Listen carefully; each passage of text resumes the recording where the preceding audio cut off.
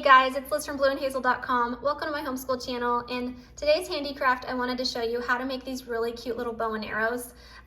These are made out of popsicle sticks and they really do shoot across the room. So I'll try to give you a little example of how they shoot later, but basically you take the Q-tip and you're gonna make your arrows out of this by cutting off one of the edges, and these just fit right into that string right there made out of floss, and they really shoot far. This shoots across the living room and hits the wall, so they are super cool. So what you're gonna need to get started is a pack of these popsicle sticks, however many you wanna make, Q-tips for your arrows, a sharp knife, and some floss for your string. This is nice and strong and works really well. Okay, so the first thing I did is I went ahead and made some notches on the edge for the floss to really sit inside of.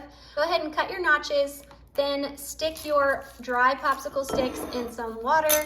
So here's a bowl that we used. Cover it with water, let it sit. Then once they are bendable, what you're gonna do is take it out of the water, and I think you can kind of test it along the way to see if it's got some give in it like that, then it's probably good to go. So you can kind of see this would bend about like that, and it's not feeling like it's gonna break. For your string, go ahead and get a nice long string, over a foot, I would say, maybe like 15 inches or so. It's always better to just get more than less because you can cut it at the end.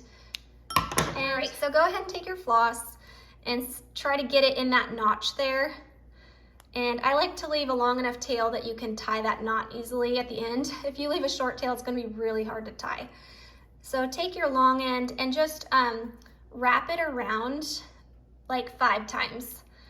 I don't know if there's a magic number, but 5 worked really well for us. 2, 3, 4, 5.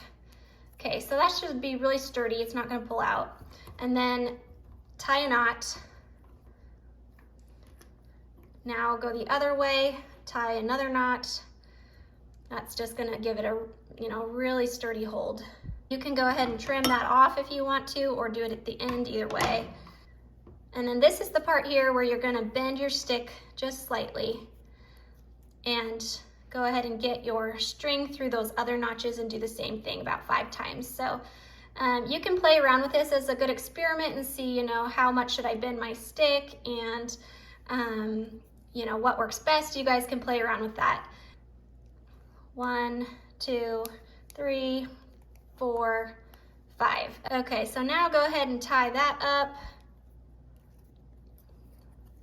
Be sure to double knot it the other way. And so it's got a good hold there. You can do an extra knot if you want to. Cut the string. And now you have this awesome little bow and arrow.